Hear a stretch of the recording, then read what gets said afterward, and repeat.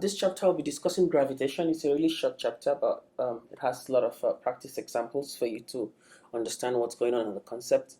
The first part we'll be looking at is the Newton's law of gravity. Okay, so it states that if two objects with masses m1 and m2 are a distance r apart, then the objects exert an attractive force on each other. So it's only a force of attraction. It's not a force of repulsion. So this is not charges problem. Like you see in electricity, you have positive and negative charges. So like charges repel, unlike charges attract. That's when you consider the charges, and it has a Coulomb's law that tells that, which you'll come to in physics too. But here, it's only a force of attraction. There is no repulsion. Masses we don't care about the charges. We just care about the mass. So any two masses, like me and this TV, we have an attraction. Any two masses, the sun, the moon, the earth, there is always an attraction between them. And the heavier the mass, the more the force that it exerts on the other. So this is F1 on 2. So 1 is pulling on 2. So that's F1 on 2. And this F2 on 1, 2 is pulling on mass 1. And the forces are an action and reaction pair. So they are equal. So it doesn't matter if this is heavier than this. So long as I'm considering this pair, the force between them is the same. Is that okay? Is that okay? So this guy pulls on this guy with the force equal to the force this guy pulls on this guy. And they are given by this equation. G is a constant, so the two forces are the same. F1 on 2 or F2 on 1 is G, which is known as the gravitational constant, given as 6.67 times 10 to the power minus 11 Newton meter squared per kilogram squared. So that will always be given to you, and is proportional. The force is proportional to G times the masses product, M1 times M2 divided by R squared. Okay, so be careful, it goes as the square of the radius. So if you make the radius smaller, it will increase the forces. If you make the radius larger, it will reduce the forces, because it's an inverse proportion. But it's a square, so if I double the radius, then I reduce the force by, I square double 2r squared, it becomes 4r squared. So I reduce the force by 4. So be careful. So I increase the radius twice, I reduce the force by 4. If I reduce the radius twice, I increase the force by 4. Okay, like that. So that square means a lot. So we'll see examples that shows what's really going on. So this is a simple formula. And then, so for example, I'm standing on the surface of the Earth. So this is the force with which the Earth pulls on me also. My weight actually can be calculated from here. My mass, M1 mass of Earth, and the radius of Earth. Because this radius for galactic systems is always calculated from the center of the object, like the center of the Earth or the surface of the Earth. That will be my radius of Earth. But if I'm looking at the force of attraction between the sun and the moon, I will calculate my R, not the distance between the surface and the sun to the surface of the moon, but I'll also include the radius of the sun and the radius of the moon, so it goes to the centers of those bodies. So that's really important to understand at this point. All right.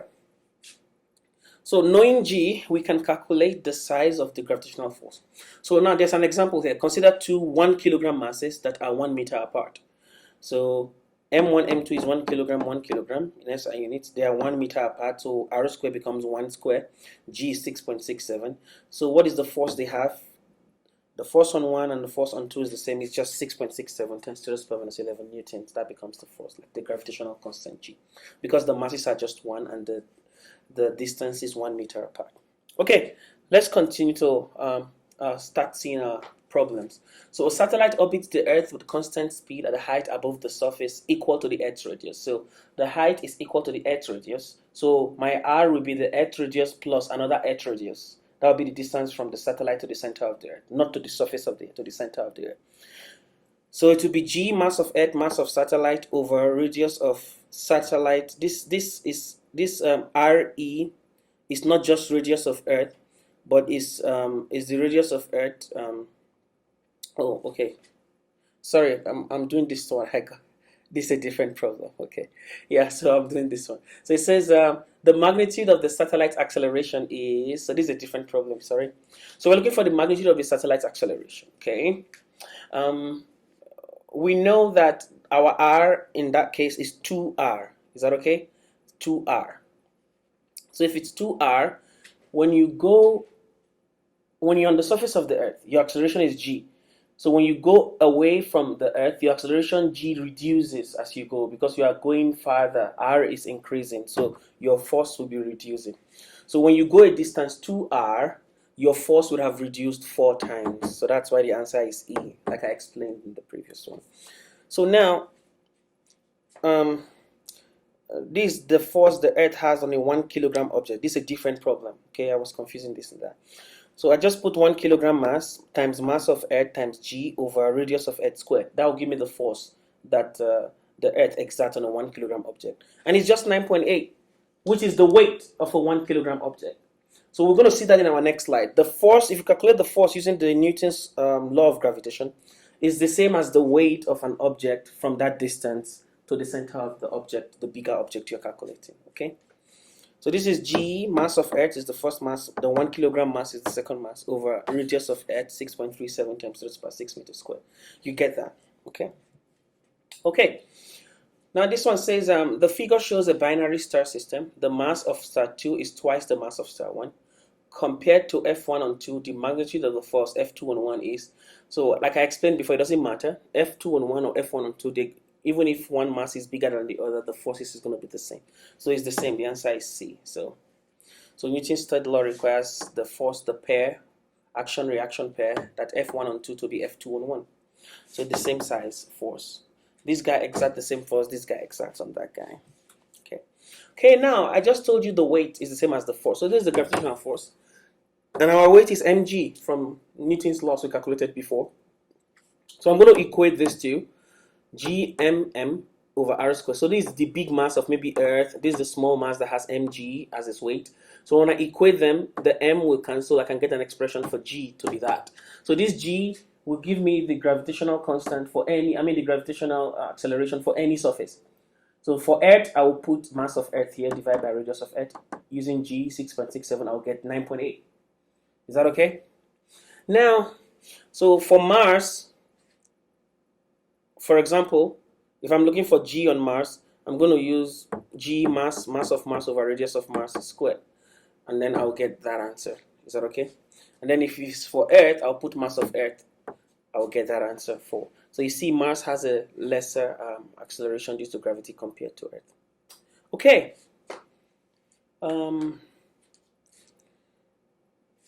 Next, it says a planet has 4 times mass of Earth. Okay, but the acceleration due to gravity on the planet's surface is the same as on the Earth's surface. So the planet's radius is what? So now g is the same, but the mass is 4 times that of Earth. So it means the radius has to be large, so that it will have the same g as Earth. Is that okay? Is that okay? So the answer, since g surface is gmr squared, so the radius has to be twice that of Earth, because 1 over, when you put for your g formula, when you square that, you get 4 times the mass. When you have 2r, is that okay? So r, the radius has to be twice that of re, so that here is 4r. So when I put 4 times the mass of Earth, the 4 cancel the 4 here. I'll get back the g of Earth. Is that okay? Yeah. Okay, next. So I say use the law of gravitation to find the acceleration of gravity at Earth's surface. We already know how to do that. Just put mass of Earth here, g 6.67 times 10^11, radius of Earth here, you get that. At the surface of Mars, we did that in a previous slide, g mass of Mars. But the tricky one is at this one, at the 38-kilometer altitude of the International Space Station. So they want you to find acceleration at the height where the International Space Station is from Earth. So you just put that height, include that height plus the radius of Earth as your r, and then square that. And then you use mass of Earth and g. And it doesn't matter what the mass of the space station is, because we are finding the acceleration as a point with reference to the Earth. So we use the mass of the Earth only in this. And then it gives us the acceleration at that point. So you see, it's less than 9.8. So he said, suppose this is a different example. Suppose the distance between 2 objects is cut in half. Is the gravitational force between them quartered, halved, doubled, or quadrupled? So it's going to be quadrupled if it's cut in half, because 1 over 2 squared will give you 1 over 4, and the 4 comes up to quadruple that because of the 1 over r squared. So 1 over r over 2 squared becomes 4 over r squared here. So it's going to multiply the force by that, okay, by 4. Okay. So it says, suppose the Earth suddenly came to a halt and ceased revolving around the sun. The gravitational force will then pull it directly into the sun. That would be a disaster. What would be the Earth's speed as it crashed? So the sun is pulling on Earth to go crash on the sun. So now it's going to start with an initial velocity 0 and start moving towards the sun and then crash with some velocity v2. So this is going to tell us how to calculate potential energy, the potential for a gravitational object, and the kinetic energy. So the potential energy is minus gm1 m2 over r. So it's just taking out the square from the force and then putting minus sign. It's always negative because it's a bounded orbit. We're going to see what that means later. So this is potential energy. Kinetic energy is half mv squared. So we're going to do energy conservation. When it started here and when it hit the sun, K2 plus energy potential 2 is here. K1 plus potential 1 is here before it went. And they're going to give us all the things we need, the distance from the center of Earth to the center of the sun. They're going to give us the mass of the sun, the mass of the Earth. Everything is given to us. I'm assuming all that is given to us. So since it starts with 0, K1 is 0. So U1 is just minus G mass of sun, mass of Earth over R1, which is radius of Earth. Is that okay? Now, where is it? Sorry, R1 is where it started. Not just radius of Earth. Where it started from here, it's there, so it's given to be that. And then when it crashed on the sun, the distance between them is just the sum of the radius. So this is going to be my U2, mass of sun, mass of Earth over R sun plus R Earth. Don't forget they have minus sign. Initial kinetic energy is 0. This final kinetic energy. So from here we'll find the final speed from this final kinetic energy, taking all those the other way. And we just get that answer, putting G 6.67. Mass of sun is given to you. And mass of Earth is also given to you. But in this case, looks like the mass of Earth cancels out. Okay. So this constant will be given to you to find whatever you need to solve a problem. Always. Okay. So this one said a 1,000 kilogram rocket is fired straight away from the surface of the Earth. What speed does the rocket need to escape from the gravitational pull of the Earth and never return? Assume a non-rotating Earth. So there's no rotation, it's just moving. So you wanna shoot this rocket, boom, to escape Earth. So what they mean by escape velocity or to escape Earth is, you know, when I jump up, I fall back down because I can't escape Earth's gravitation. But there is a speed with which you can shoot me up and I don't come back down. I start floating in space. It's called the escape speed, to escape Earth's gravitational pull.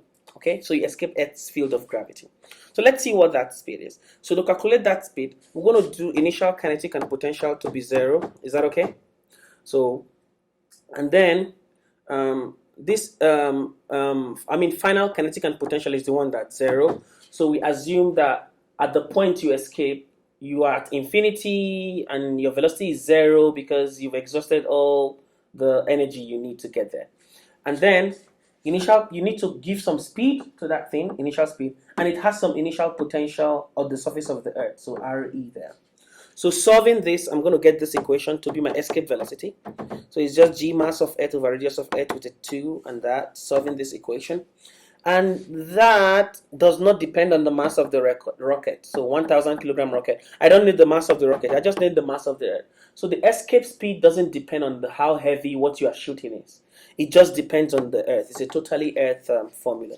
Actually, if you put a G here for acceleration due to gravity, if you substitute here, you're going to see it's 2g radius of Earth. The small g radius of Earth is the same as the escape speed if you work out the equation for G here. Okay? And that's escape speed for any particle to escape Earth's surface. If you can give the particle that speed, it will escape and it will come back. It will fall back to Earth. 11,200 meters per second.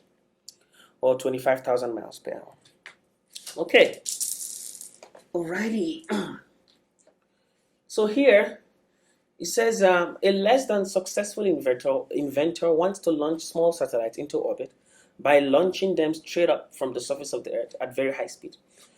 A, with what speed should he launch the satellite if it is to have a speed of 500 meters per second at a height of 400 kilometers? So now, you're going to just do conservation of energy again once you see speeds coming in. So you want to launch something from Earth's surface. So it has G initial. Is that okay? And it has kinetic energy initial. Is that okay? Okay, so now you are launching that.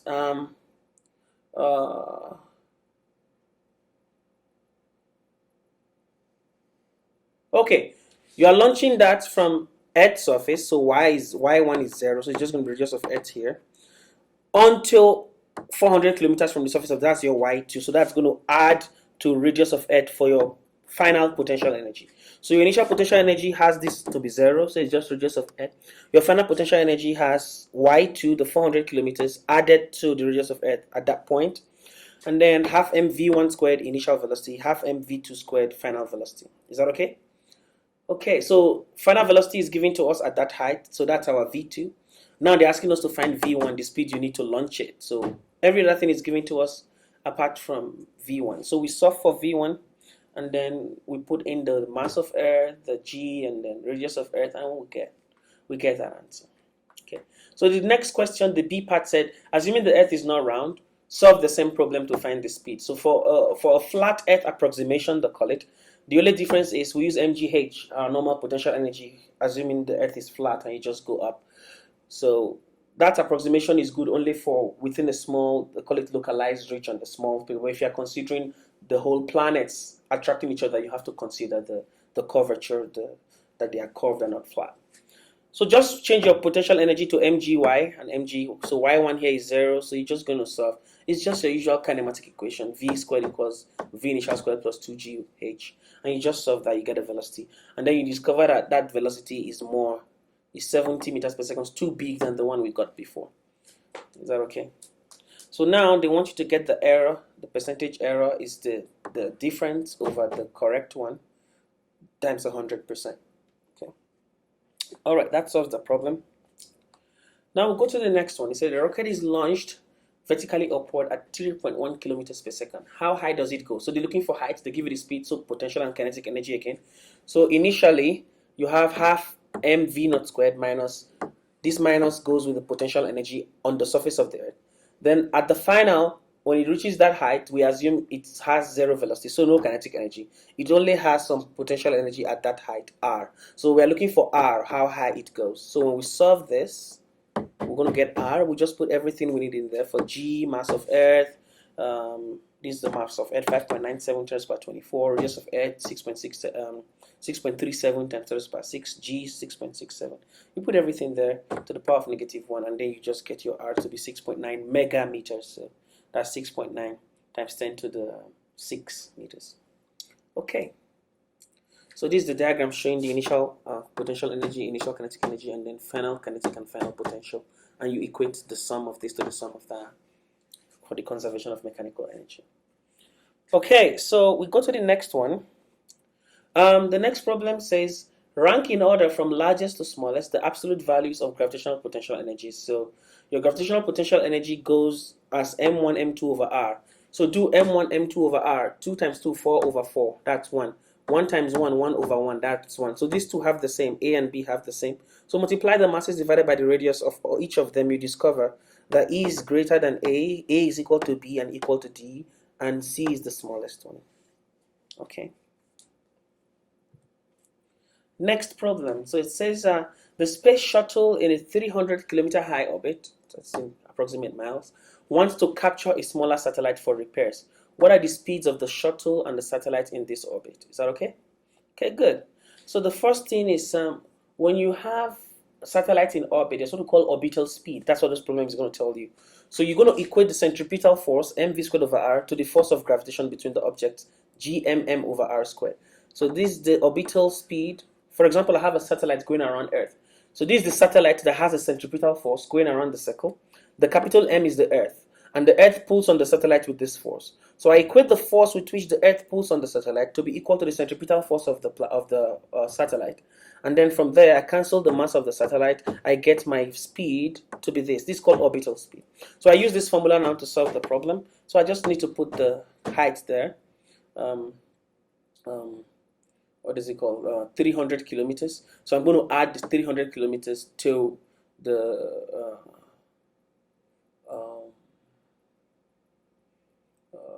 I'm going to add this 300 kilometers to the radius of Earth. And then I put that here and I get that speed. Okay? I get that speed. Alrighty, let me come here again. So the radius of Earth is 6.37 times 10 to the power 6. By the time I add 300,000 meters to that, that's how I get 6.67 times 10 to the power 6. Okay. All right. Now we go to a new thing. This is called Kepler's Law. So I summarized all three Kepler's laws here. So Kepler tells us the first law that the orbit is elliptical with the sun at one focus. So all planets goes around the sun in elliptical orbit. So that's what it's saying. So this is an ellipse, there's the sun. So it's not like a perfect circle, it's more like an ellipse. That's what the first law says. And then an ellipse has the apogee, the one that's far, the perigee, the closest part to it, or the aphelion and perihelion. So this is a perihelion, this is an aphelion, or apogee and perigee, closest to the center. So this is called the focus. So this is called the semi-major axis. Okay. So planets are going around the sun like this, in ellipse, not around circles. That's the first law. So the second law says that they sweep out equal areas in equal intervals of time. So it said if the shaded areas are equal, so the times to go from A to B and from C to D.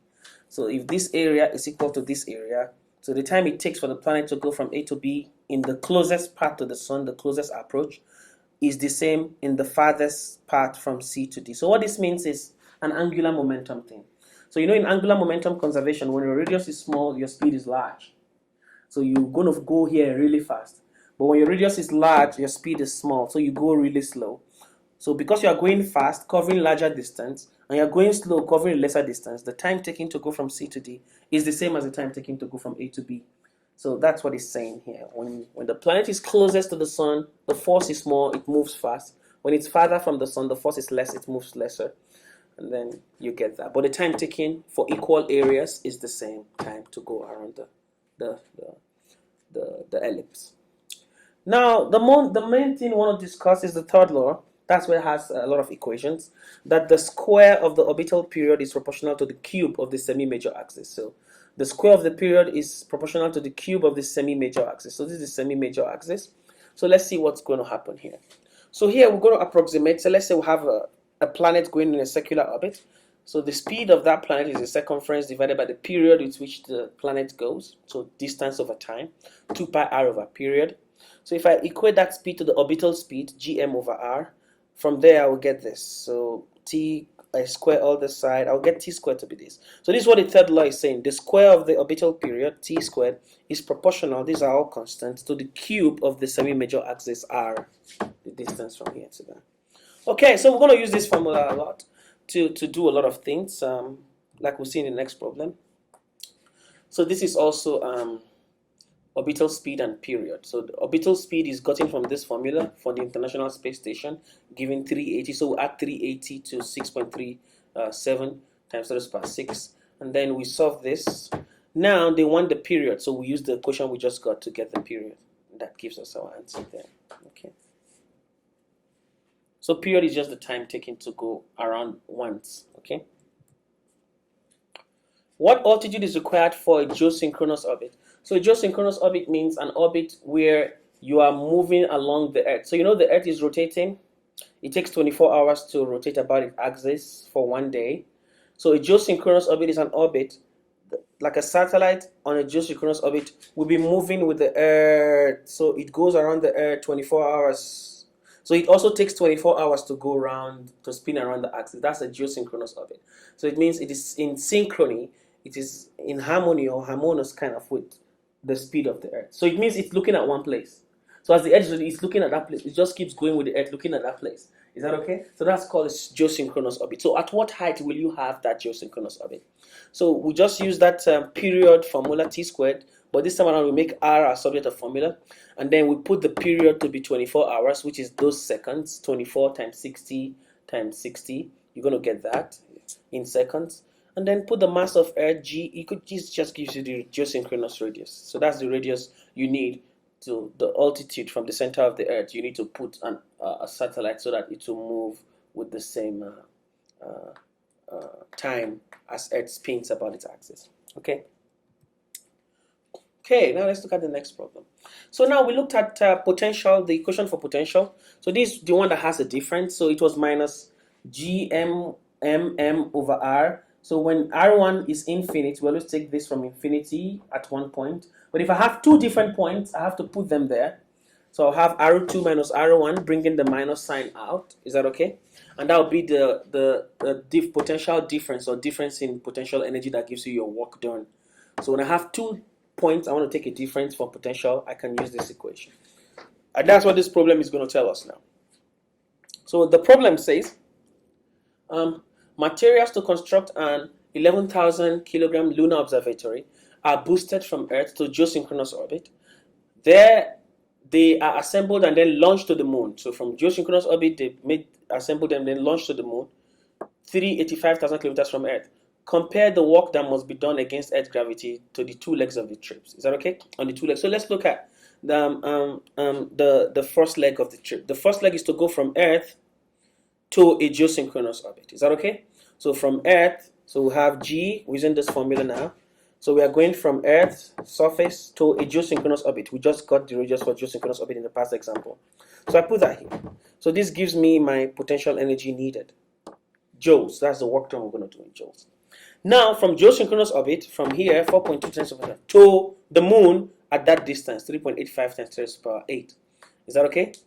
Is that okay? So we're going to go from here to there. So using the work done, G, is that okay? So this G, mass of Earth, mass of the satellite, of the observatory, is already calculated to be this guy. That's what they keep putting here for this guy, 4.38, 4.38. And then we get that work done. Is that okay? So now we see the 2 different works, to go from Earth to synchronous orbit, and to go from synchronous orbit to the what's it called? This distance from the Earth, the moon. Okay. Now, this telling us the energies, the energetics of circular orbit. So the potential energy is always negative. That's how we see the energy here is always negative. Kinetic energy can be positive, but the total energy also stays negative. And this is what we mean by a bounded orbit. A circular orbit is a bounded orbit. So you can escape. You don't want to go around, be in orbit. You can escape. So you go. Ellipse is semi-bounded orbit. When you leave the ellipse, you go in a parabola or hyperbola, and you can leave orbits like that. But you need greater speeds for that, as we've seen some examples. So kinetic energy is half mv squared. So if I equate half mv squared to gmm over 2r, is that okay? Because I know when I have things in orbit, I know how to calculate their orbital speed. My orbital speed I've gotten previously. Let me go back. Orbital speed is this guy, gm over r. So if I square this, it's just gm over r. So when I say half mv squared is half m times gm over r. So that's how they got that equation there. Half m times gm over r. That's my kinetic energy for a particle moving an orbit, a satellite or an object going around an orbit. But I know my potential energy is minus gmm over r. So it means my kinetic energy is minus my potential energy. Is that okay? So this is my potential energy. I put a minus here because this one already has a minus. So those 2 minus cancel. I get back my kinetic energy. So when I add kinetic energy plus potential energy, half ug plus ug, it's going to give me my mechanical energy, which is half ug. So my mechanical energy is half the potential energy. But don't forget, this UG's potential is negative. So my total energy is also negative because of the negativity coming from this. So we're going to use this to solve problems again. I think this should be one of the last parts of the topic, to solve problems on the topic, understanding how the kinetic energies and potential energies of objects behave. Is that okay? So total energy is just half potential energy. That's weird, right? It's because of the negative and positive signs. Kinetic energy is positive, potential energy is negative, total energy is negative, half UG. Okay, now let's go. So this is a question about orbits. So this is circular orbit, is closed. Elliptical orbit is also closed, but a parabolic and a hyperbolic orbit are not closed. So the question is, suppose the parts in the figure are the parts of 4 projectiles. Rank each part, circular, elliptical, parabolic, hyperbolic, according to the initial speed. So definitely the one in the Earth, the orbit here will be the smallest speed, followed by this one, followed by the parabola, followed by the hyperbola. So hyperbola is greater than parabola, greater than elliptical, greater than circular, for you to have these different orbits. Okay, next problem. See, how much work must be done to boost a 100 kg communication satellite from a low Earth orbit with h equals 300 kilometers, where it is released by the space shuttle, to a geosynchronous orbit? So the same. So we're going to use this formula we used before, half with a minus sign. So when you bring the minus sign out, it's going to be final minus initial. But when you want to leave the minus sign inside, it's going to be initial minus final. So you have to be careful with that. So this question is written differently from the equation is written differently from the one we did before, but they are the same thing. So my the work done is half times my mechanical energy difference. So it's half times mechanical energy difference, which is potential energy difference, from geosynchronous to the shuttle. So we know the geosynchronous orbit is given by this. The shuttle is given to us by that, so which is where is it? H is 300 kilometers, so we add 300 kilometers to radius of Earth, it gives us that. So we are going from here to a geosynchronous orbit, so it will be final minus initial, geosynchronous minus that. If I'm doing initial minus final, I'll take out this minus sign. It's the same thing I'll get, okay? And then when I do that, I get the work done. So don't forget, they are not asking for the potential energy, they are asking for the work done. And the work done is the total mechanical energy, and that is half of the potential energy, and that's all we're doing right here. Okay, and that just gives you the work done there. Okay, next problem. Astronomers discover a binary star system with a period of 90 days. Both stars have a mass twice that of the sun. How far apart are the two stars? Is that okay? Okay, so now these two stars exert a force on each other. So we equate the force they exert on each other because the masses are the same. So this m squared over d squared. So I took r as the distance. So 2r squared. So this r, is that okay? So that's a binary system they are rotating about this here. Is that okay? Okay, so the radius of the binary system is given. Is that okay? So the both stars revolve around the center of mass here. So the distance of them apart is just 2r from their center. So I put 2r here, I get 4r squared. I equate that to my centripetal force. So I know what I'm doing when I do that. When I equate that to my centripetal force, I'm going to get some period.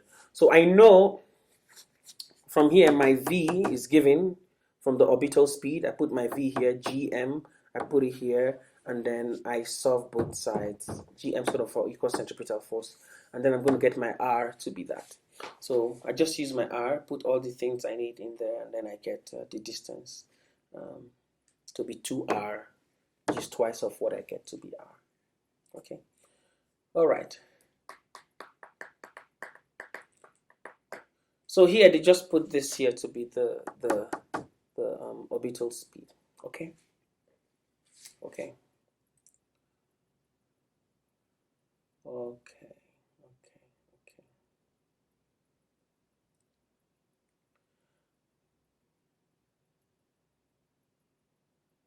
All right. Next. He said two identical spacecraft A and B are in circular orbits about Earth, with B at a higher altitude. Which of the following statements are true? So two things are circular in a circular orbit, but one is higher than the other. So they want to tell us some things about them. Which of these are true? So it says only A, C, and D is true. So let's look at A. B has a greater total energy, yes, because B is a higher altitude. Is that okay? So it's going to have a higher total energy, okay? And then B is moving faster. That is wrong. B takes longer to complete its orbit, yes, because it's in a higher altitude, so it's going to take longer. And then B has greater potential energy, yes, because the total energy is proportional to potential energy. So if you have greater total energy, you definitely have greater potential energy. A larger proportion of B's total energy is potential energy. No, that is not correct. So it's only A, C, and D that are the correct ones. So B and E are wrong in this case. And it explains here, since B has higher total energy, it must have lower kinetic energy and is therefore moving slower. So B is farther from the gravitation body, so its potential energy is higher. Still negative, but less than A's. For circular orbits, the ratio of potential energy to total energy is always the same. Namely, potential energy is twice total energy. Is that okay? Because total energy is half potential energy, so potential energy is twice total energy. Is that okay? So that's why potential energy will always be greater than total energy. Yeah, so that's I think that's the end of the slides we have for this topic. Solve more on your homework. This problem should help you with your homework chapters. Go back, look at the way we solve the problems, look at homework problems. They are probably mostly or most likely similar, and then you can work them. Okay, thank you.